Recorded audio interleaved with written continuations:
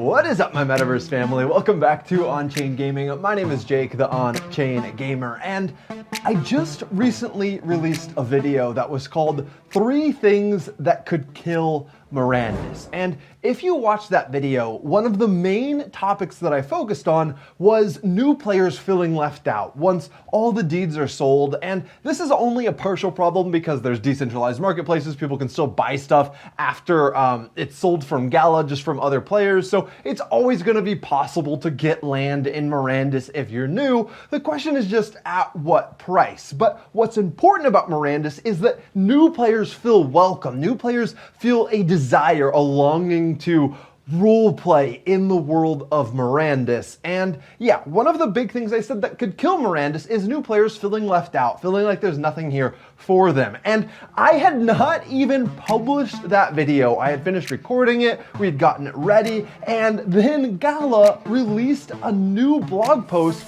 about a brand new building in Marandus with a sole purpose of helping new players and helping free-to-play players ease into the world of Marandus a little bit. So that means that this is a brand new building literally meant for people who want to play this game that can't put in any initial investment, who want to play Marandus completely free to play and work their way up in the economy through literally just interacting with the economy. So this is literally like solving problem 1, or a really, really big step towards solving potential problem 1 that was announced by Gala Games before I could even post that last video. So that's what we're going to be talking about in today's video. If that sounds good to you, remember to leave a big thumbs up, hit subscribe, click that notification bell, and now let's get into it.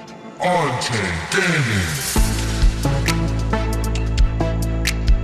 So the building that they're creating is called a sanctuary, and Gala Games is actually partnering with the web browser Opera in order to introduce this building into the world. And what's really cool is they are tying in a real world mechanic that donates to charities when people use the sanctuary in Marandus. So let's read this. It's a really, really cool little press release here, and we'll talk about it as we kind of share and learn what exactly Gala is doing here and why it's so exciting to free-to-play players in Marandus. In a joint press release from Gala Games and Opera, the popular browser developer, it was announced today that a new building in the world of Marandus will soon be released. The Grand Sanctuary will be auctioned on OpenSea, and 100% of the proceeds will go to charity. There will be 8 Grand Sanctuary buildings auctioned beginning on July 12th. So there's going to be 8 of these Grand Sanctuary buildings total, and they will have an important use in the world of Marandus for new players. This collaborative building was created for several reasons, including a valuable way to educate and equip brand new players, to empower those who choose not to spend anything at the start of their adventure, and to build a culture of support and generosity through ongoing charitable giving. So first of all, this entire concept, the concept behind the sanctuary, is so cool. So it's not only meant to help new players in the game who are starting their journey with nothing, but then it's also going to create this kind of culture of generosity by helping out real charities in the process. So let's learn how that part of it is going to work. For most new players in Marandus, the Grand Sanctuary will be the first place that they want to visit. There they will find the basics of survival, including a place of temporary protection and the resources necessary to begin being productive in the world. The sanctuary will serve many purposes for new players. It will be a library, a school, and an outfitter, and a mission house. Even players who have spent nothing on in-game NFTs will be able to find what they need within the Grand Sanctuary's walls.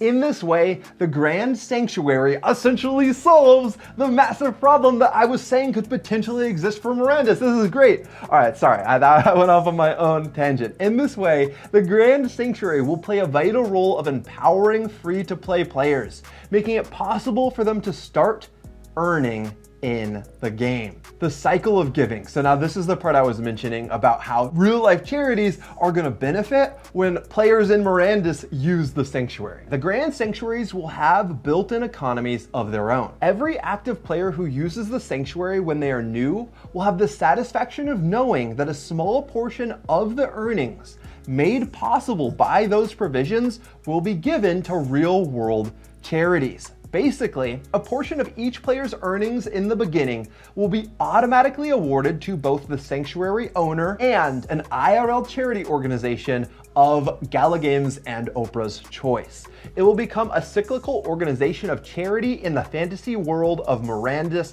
as well as the real world. Guys, this is really, really cool. Obviously, there's some potential issues that arise when we think about the idea of a sanctuary. So I definitely want to talk about that. But before I talk about those potential issues, let's talk about all of the positives that this really means for the world of Mirandus. So the first really big positive I see is one that I have mentioned multiple times already, but this is going to encourage a lot of brand new players who don't have money to spend to still want to get into the world of Mirandus and explore. So that's really, really cool. And that means a lot of good things for the total population of Mirandus, and the total population of Mirandus means a lot of good things for the health of the overall economy in Mirandus. So this is a really, really, really good potential positive of adding sanctuaries to the world of Mirandus. The second really cool thing is I think that if the mainstream media or if just the population in general gets wind of this, it could make some really cool positive headlines and stuff. The idea that when a new player comes in the game and goes to the sanctuary in order to get help, in order to get the necessary equipment that they need to start at the very beginning, that player's earnings in the world using those tools is going to benefit, part of the player's earnings is going to benefit a real world charity. So it's kind of like a charity for players in game, but it then allows those people who are playing the game of Mirandus for free to know that they're not only contributing to earning for themselves, but they're also contributing to earning for a charity. So this is just like a really cool, positive, like cyclical thing like Bitbender was talking about in this article, where it creates kind of this attitude, this Mirandus feeling of generosity and charity, which is going to hopefully, if this can permeate through and impact the entire like player base, the whole community, we can have a little bit more of a love your neighbor as yourself type attitude, which would just be incredible for the game of Mirandus. Now, obviously there's going to be competition, and as communities grow, there's more toxicity necessarily, but this is a really good start, and I think it kind of shows you where Gala Games is coming from, and it shows you that they care about making a positive impact on the world. This isn't just about making money. So that's really cool. But let's talk about the possible negatives of having the sanctuary in Mirandus. We have to remember that Mirandus is the first of its kind. It's a massive multiplayer online role-playing game, but that exists on a blockchain with a real crypto economy, a real free economy with actual player ownership, decentralized marketplaces, and because the currency in Mirandus is going to be an actual currency, that means that when you make money in game, you're actually making money in real life. So this is a whole nother level of realism for the world of Mirandus. And that means for someone like me who owns a weapon shop, the fact that a new player is going to be able to come in and get some basic weapons for free could hurt someone who owns a 5x5 weapon stand and is selling some cheaper weapons. Maybe they don't have quite as much demand, and that is because new players are getting these basic weapons from the sanctuary. Now, even though that does seem like a potential issue here, I want to respond to this by saying two things. First, I think it's important to remember that Michael McCarthy is thinking about all of this. They wouldn't have implemented this without thinking about how it might impact a weapon shop owner. So I think that it's going to be very clear that there is a distinction between the quality of a free weapon or pick or axe or something like that, and then the quality of one that actually costs money. I think that there will not really be competition there. but the fact that you have something to use as a free player means that it's actually possible to come in as a free-to-play player and start working your way up. If you truly had nothing, you couldn't even get your hands on the lowliest of axes, then it would be really hard for new players, and that would really hurt the population of Mirandus. So that leads to my second response that I want to make to this potential issue, which is that if we think about this on a very like small scale, like a one-to-one, just a specific situation, it's like, yeah, maybe a new player who's joining Mirandus, if there wasn't a sanctuary, would have immediately gone to your weapon shop instead of immediately going to the sanctuary.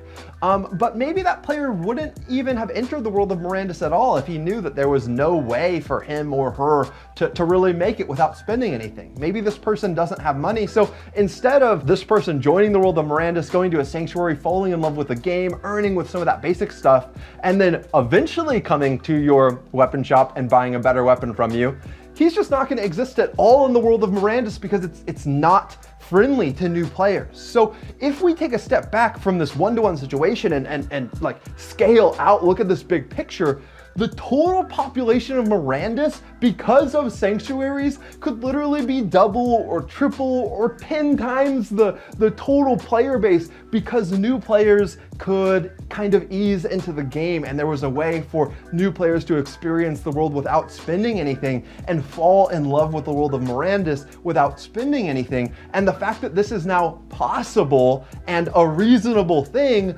means that all of these people that fall in love with the game and start earning in the game, guess what? Then they're going to be new potential customers that might not have existed at all. So I think overall, this is really, really healthy for all building owners, and you should not be hating on sanctuaries at all. Remember, there's only going to be 8 of these grand sanctuaries, and they're going to be playing a very specific role. And as the article said, they're going to be operating within their own little economy. And I really don't think that it's going to negatively impact building or deed owners at all. And in fact, the very opposite's going to be true. It is going to greatly help all of us. And honestly, the news of this sanctuary is one of the best pieces of news that we've heard from Gala Games in a while. This makes me really bullish, like even more bullish on Mirandus. The fact that there's going to be a place for new players that don't have anything to spend to come and start easing into the world of Mirandus.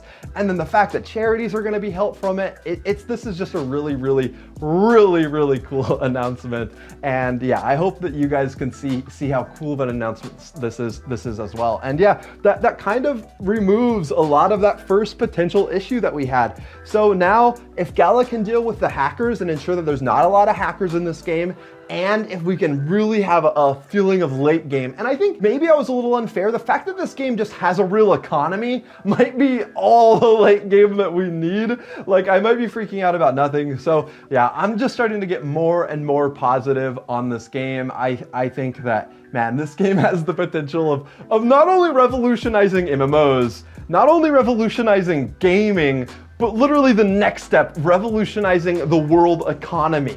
Like, the fact that people in third world countries are going to be able to play this game and generate revenue and stuff, and there's so much cool stuff. I could talk about Mirandus for a really long time, but I should probably close it out here, guys. Thank you so much for watching this video. If you enjoyed it, leaving a big thumbs up is really helpful. That causes the YouTube algorithm to recommend this video to more people, so I really appreciate if you do leave a thumbs up on your way out. And then if you're not subscribed yet, what are you doing? You just watched this whole video. Make sure you hit subscribe, click that notification bell. It is crazy now, though. I think over half of the viewers of this channel are now subscribed, which is crazy. But that means that half of you who are watching this aren't subscribed yet. So make sure you hit subscribe and click on that notification bell. This channel is all about play to earn crypto gaming, just the next generation of gaming on the blockchain with real economies. I am super excited about it. So if you want to follow this whole journey with us, then make sure you hit subscribe. And then before we go, just thank you so much to all of the Patreon supporters and channel members. Your guys' support is incredible. Nate, my brother, is doing all the editing for these videos. Josh is doing the sound engineering and original music production. If you guys don't know, we have original outros and intros playing in these videos. So yeah, it's really cool. We love making great content for you. And until next time, everyone, have fun roaming the metaverse.